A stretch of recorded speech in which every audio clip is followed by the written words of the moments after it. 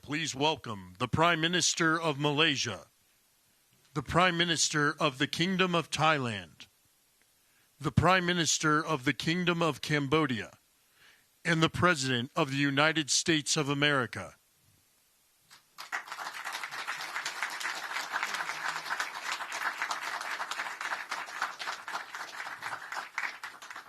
Well, this is so exciting because we did something that a lot of people said couldn't be done, and we saved maybe millions of lives on this one peace deal itself. And I'll tell you what makes me so happy is the two countries we're dealing with, and the third that helped so much. I appreciate so much. Maybe it couldn't have been done without you, but they really like each other. I'm not used to that when I do these deals. Usually there's a lot of hatred. They liked each other, so it made it a little bit easier. But millions of people are alive today because of this peace treaty. So before I begin, I want to extend our deepest condolences to the Prime Minister, Newton, as well as His Majesty, the King of Thailand, and the entire nation on the passing of Her Majesty, Queen Sirikhet, the Queen Mother, and a beautiful, incredible woman who is so respected all over the world, actually respected. I know the people of Thailand will remember her forever as the embodiment of dignity, kindness, and grace. This just happened. But this is a woman who was so loved and respected. Today we honor the memory by bringing the blessing of peace to the nation she dearly loved. She loved this nation like few people love their nations. This is a momentous day for all of the people of Southeast Asia as we sign a historic agreement to end the military conflict between Cambodia and Thailand. And we're so honored to be involved in that. It's so important to me. Two great countries, but they were going at it. I want to congratulate the two courageous leaders, and that's what they are. They were courageous, who are taking this monumental step. Prime Minister Hun Manet and Prime Minister Newton. I also want to thank Prime Minister Anwar of Malaysia. I called him right at the beginning, and I said, you have two countries that are fighting right next to you. We need a third place. We need a sort of a neutral place, right? And he was there, and I said to him, if we get this solved, I'm coming to your country. And I told the truth, didn't I?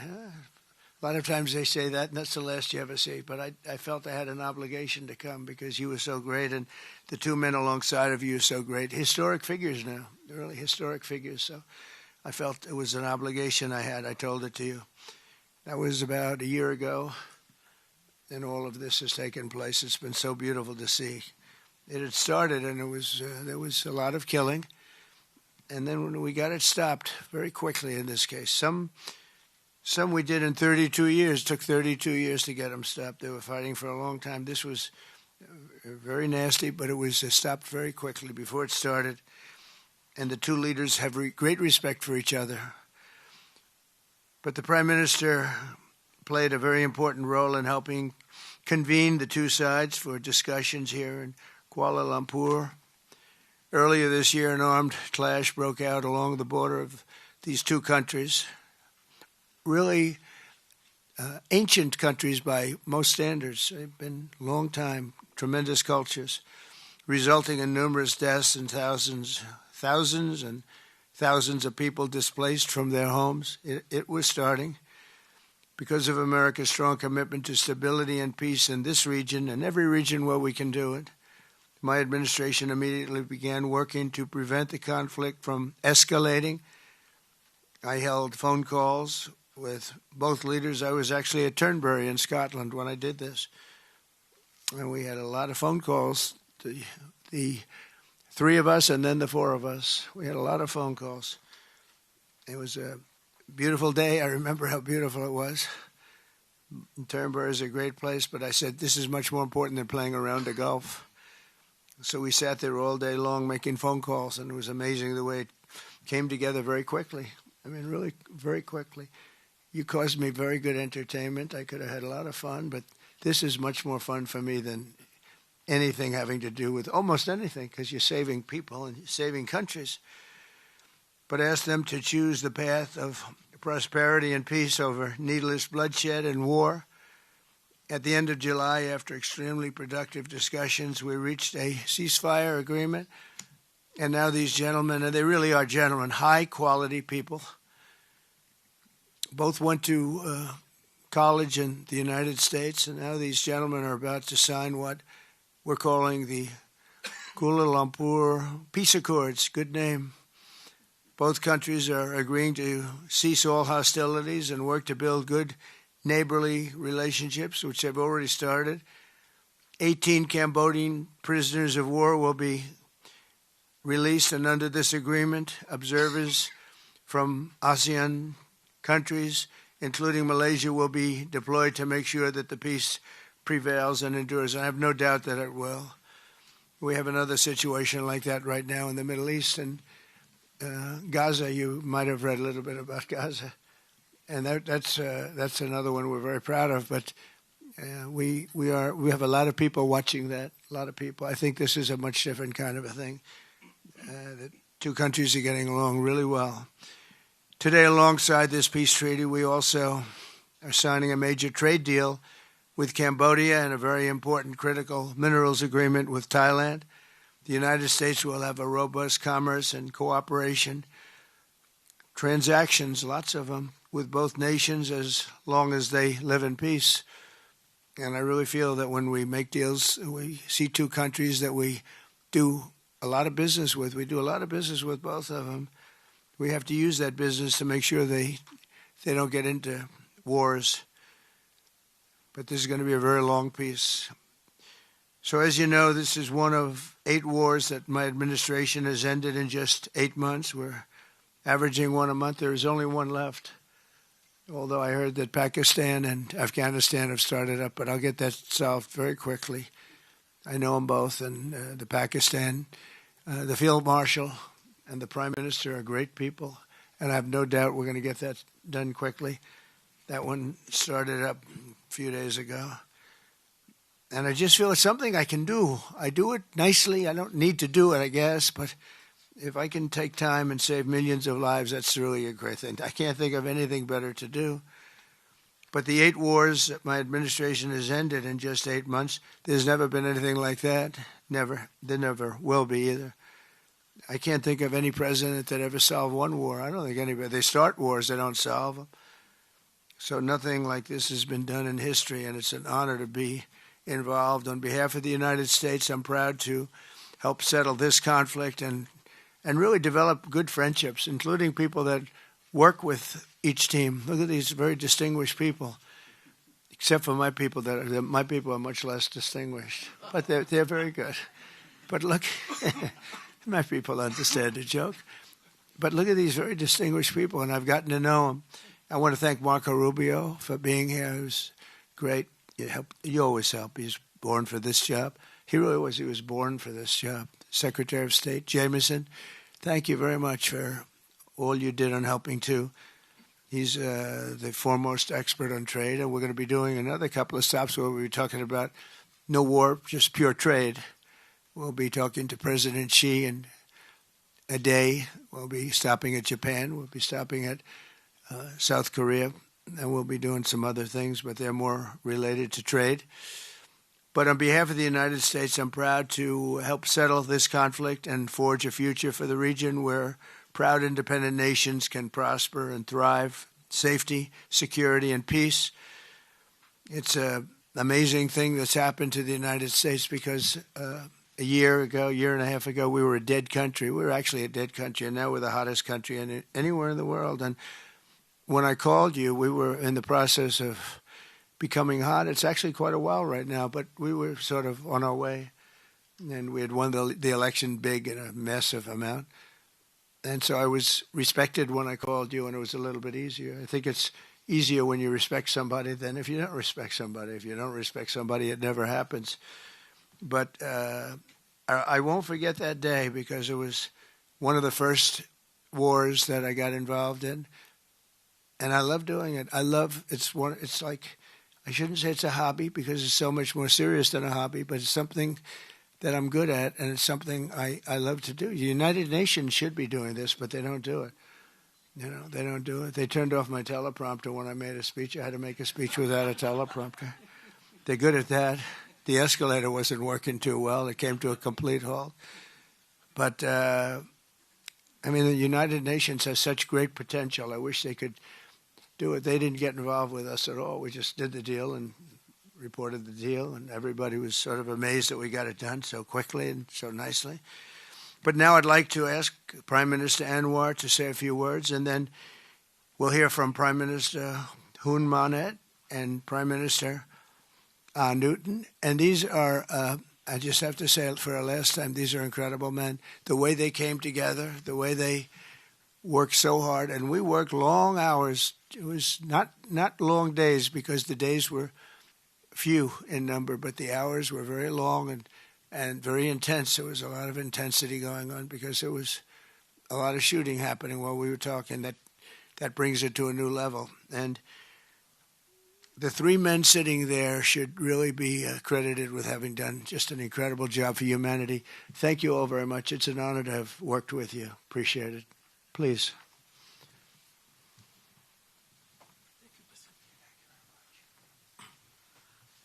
Thank you, President Donald J. Trump, for giving us this honor.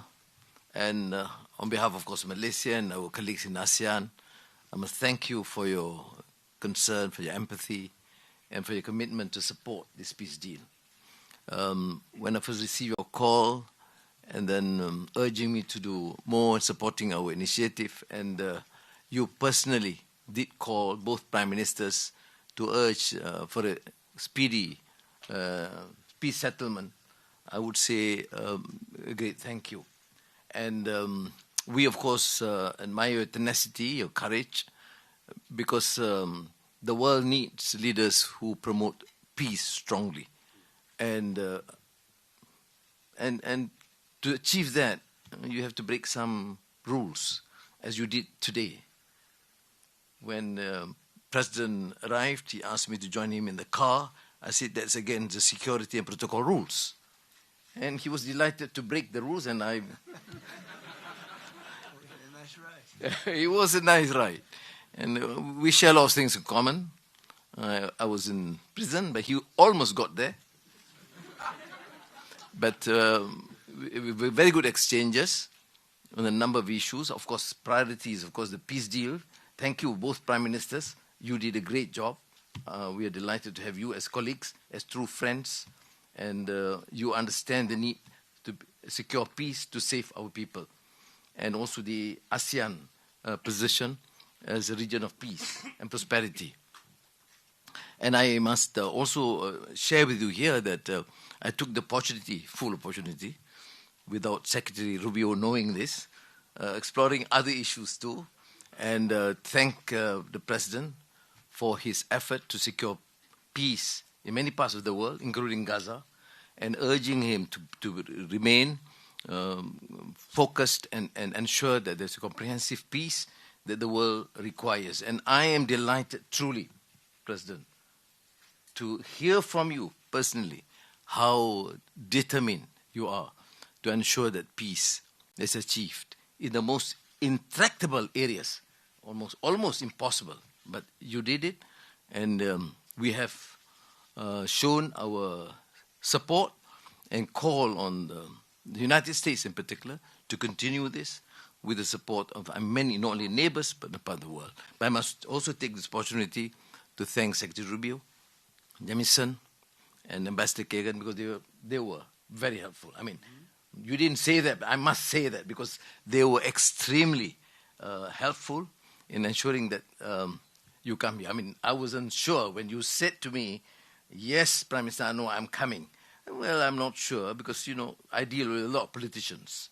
But you are an exception. Thank you, Mr. Donald Trump. Thank you very much again.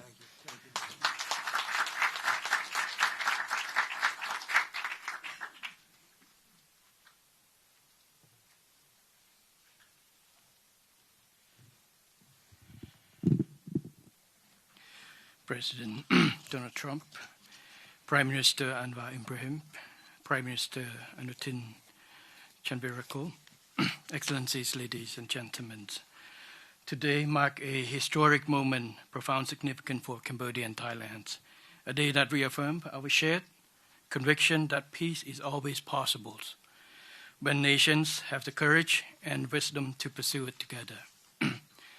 On behalf of the Cambodian peoples, I wish to express my deepest gratitude to President Donald J. Trump for his decisive leadership and steadfast commitment to supporting the lasting peace between Cambodia and Thailand, and for his tireless efforts to make it a reality. I also wish to convey my sincere appreciations to Prime Minister Anwar for his unwavering support and facilitation throughout this peace process until successful conclusions. I further extend my appreciations to my ASEAN colleagues, China, and other partners who have been supporting the ceasefire from the beginning. The principles that underpin this joint declaration are those that Cambodia holds dear. That no matter how difficult or complex our dispute may be, they must always be resolved through peaceful means in full conformity with existing treaties and international law.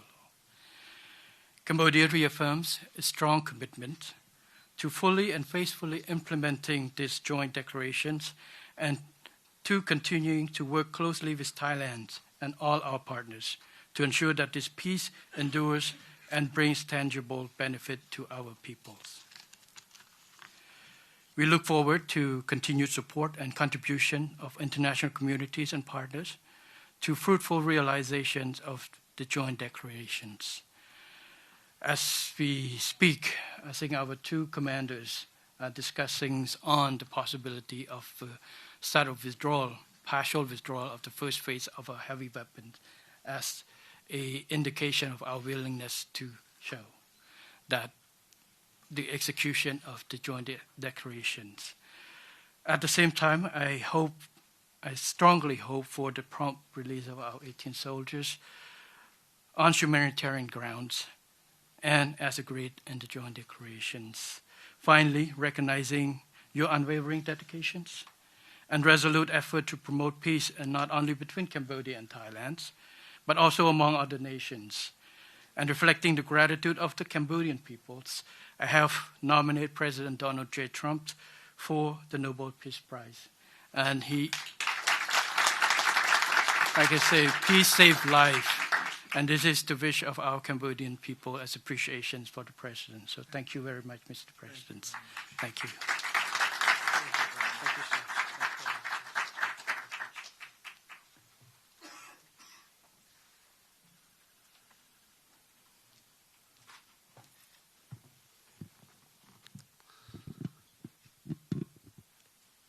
President Trump,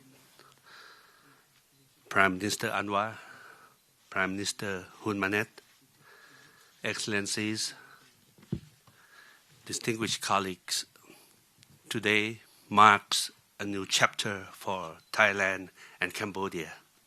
Today we take a concrete step towards peace. I would like to thank Prime Minister Anwar Ibrahim for the leadership as ASEAN Chair and your strong efforts in upholding ASEAN unity. And I also wish to express my sincere appreciation to President Donald J. Trump for your personal dedication to peace between our two countries. And in addition, I thanks so much for the kind words of condolences that the President has given to our country on the great loss of our beloved Queen Mother. It means a lot to Thai people. We have come a long way since agreeing to the ceasefire here in Malaysia on 28th of July. The discussions since then have led to this important outcome, which is the signing of our joint declaration today. And I have to thank Prime Minister Hun Manet for his cooperation and support that led us to this moment. Thailand stands for peace. This declaration reflects our will to resolve differences peacefully, in full respect of sovereignty and territorial integrity. This declaration, if fully implemented, will provide the building blocks for a lasting peace. But more importantly, it will begin the process of mending our ties. Our border communities have been divided by conflict, and innocent civilians have suffered immense losses. This declaration places a firm responsibility on our two parties to act. I believe we can achieve what seemed beyond reach a few months ago. To this end, I welcome the agreement that following the signing of this joint declaration today, both sides will begin implementing all the agreed points, in particular, promptly removing heavy weapons from the border areas to ensure the safety of our people, to build confidence and trust. And Thailand will also begin the process of releasing the 18 detained Cambodian soldiers. We have a responsibility to act in earnest and in good faith, and that we restore livelihoods and protect the well-being of our communities along our shared border. To achieve real change on the ground, what we agree on here must be implemented. Only then can we truly turn to a new page. Only then can we assure that our people's security and safety. Only then can we achieve real peace. This is what our people expect of us, and this is what they deserve. Peace with dignity. Going forward, I call on our friends to continue supporting this process so that the joint declaration is implemented fully and in good faith, rebuilding stability, trust, and renewed cooperation between Thailand and Cambodia and across our region. I am also pleased that today we announced the joint statement on a framework for a U.S.-Thailand agreement on reciprocal trade, which I hope will facilitate our negotiations on tariffs for conclusion by end of this year. We will also sign the MOU between our governments on cooperation on critical minerals, which will further promote resilient and sustainable supply chains for years to come. Thank you once again. Thank you from the bottom of my heart. Thank you.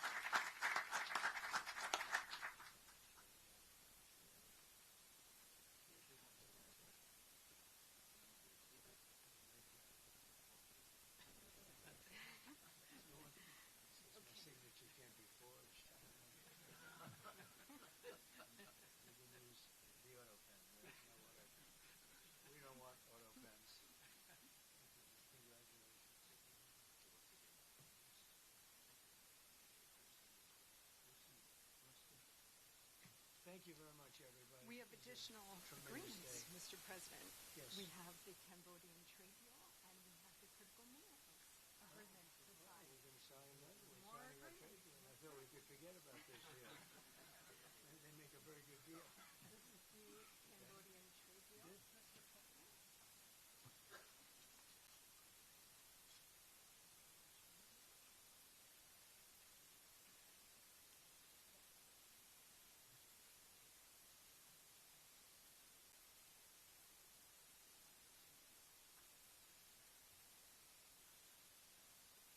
And this is a great deal for both countries. This is very good. And this is the Thai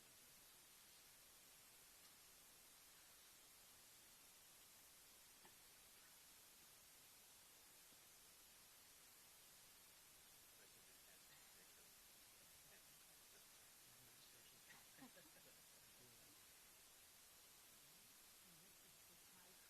minerals. Okay. Very good.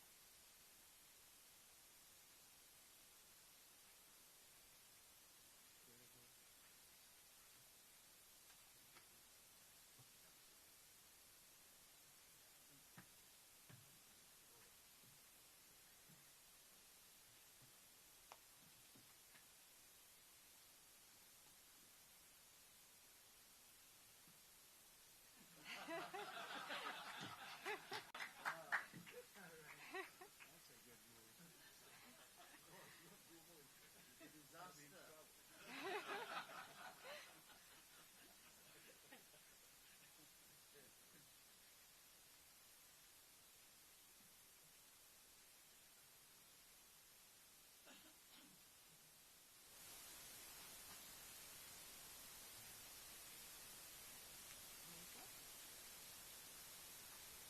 What do we hold them up?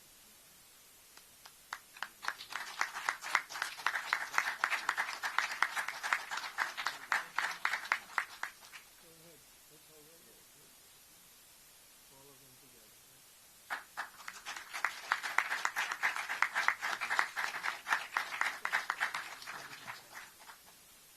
I'm just witness. Now we can do a merger on this, right? We have another one.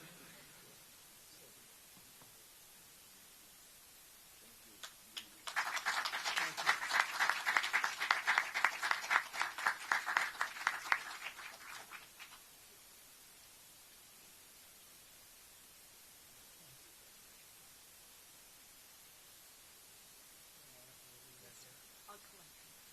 Thank you very much, and congratulations, everybody. Very big deal. Thank you very much. Thank you.